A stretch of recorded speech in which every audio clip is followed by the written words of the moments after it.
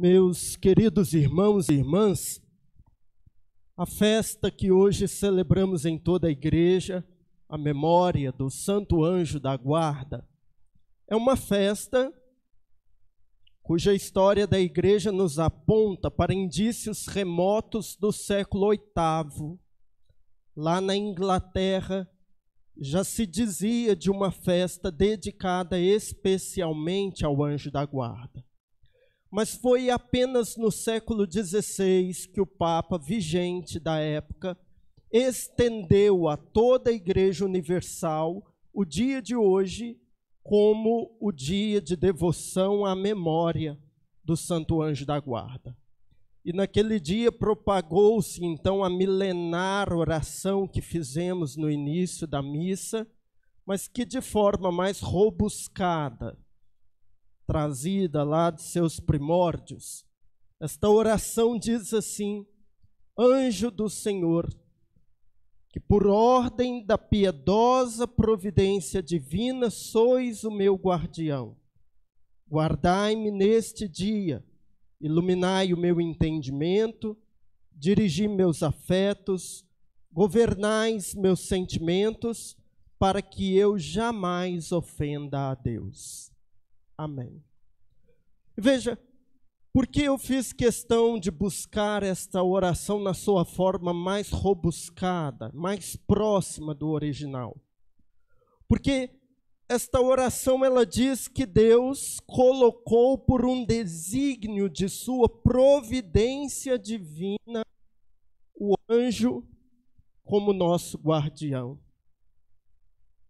Essa palavra providência, ela me marca muito aqui, porque não sei se você já pensou de acordo, mas a palavra providência tem alguma coisa com a raiz de vidente, providência, vidente, portanto de visão.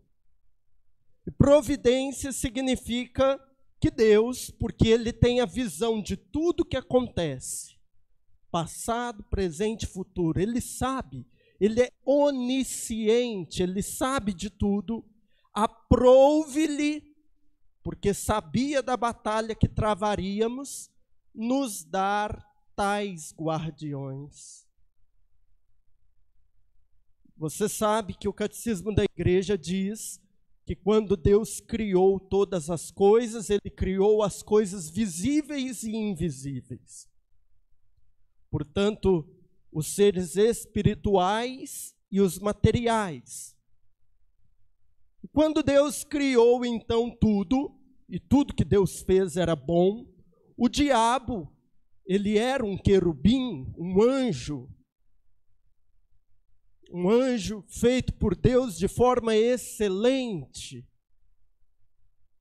Mas Deus, Ele lidar com a nossa liberdade, porque Ele poderia muito bem ter criado computadores programados que lhe servissem e obedecessem de forma integral, mas Deus não queria que fosse assim. Ele queria criaturas livres, que o amassem não por falta de escolha. Portanto, assim como nós estamos aqui neste tempo, submetidos à nossa liberdade para vermos se somos dignos, se aceitamos o amor de Deus, isso também aconteceu com os anjos. E de fato, a teologia da igreja diz que um anjo, querubim, Lúcifer, se revoltando contra Deus em sua liberdade, arrastou consigo um terço dos seres espirituais, ou seja, os demônios, que também são anjos. E você pensa e diz, mas padre, o senhor acabou de dizer que Deus sabe passado, presente e futuro. Se Ele já sabia que Satanás faria o que faria, se Ele já sabia, por que Ele criou Satanás? Deus conosco, Ele é como um jogo. Imagine comigo um jogo de xadrez. Tem aqui do meu lado a Natália.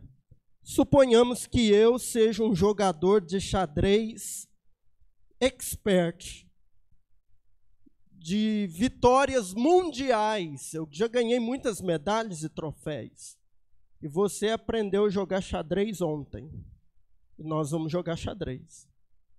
Eu, no meu conhecimento de xadrez, sei exatamente qual vai ser a sua próxima jogada, sem com isso interferir na sua liberdade.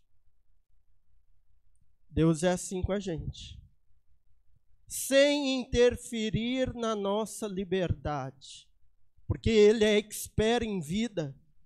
Ele já sabe o que você vai fazer daqui a um mês. Ele sabe o que você vai fazer logo depois que acabar a missa. Sem interferir. E veja, porque Ele já sabia do que o demônio ia fazer. Mas por causa de sua bondade, porque diz São Tomás, criando ou não criando, ele expressava melhor o seu amor e a sua bondade. Criando, ele criou sabendo que alguns não o aceitariam. Ele sabia, mas porque ele sabia, porque ele viu antes, porque a providência dele é amorosa, ele encarregou que alguns destes mesmos, os revoltosos, de onde nasceu o mal, porque o pecado é uma invenção angélica, foram com eles que começaram. Deus designou uma parte destes para que nos ajudasse. Que digamos com bastante clareza, o demônio ele é espiritual. Ele não tem fome, ele não tem frio, ele não tem essas limitações. E nós somos cheios de limitação por causa da carne.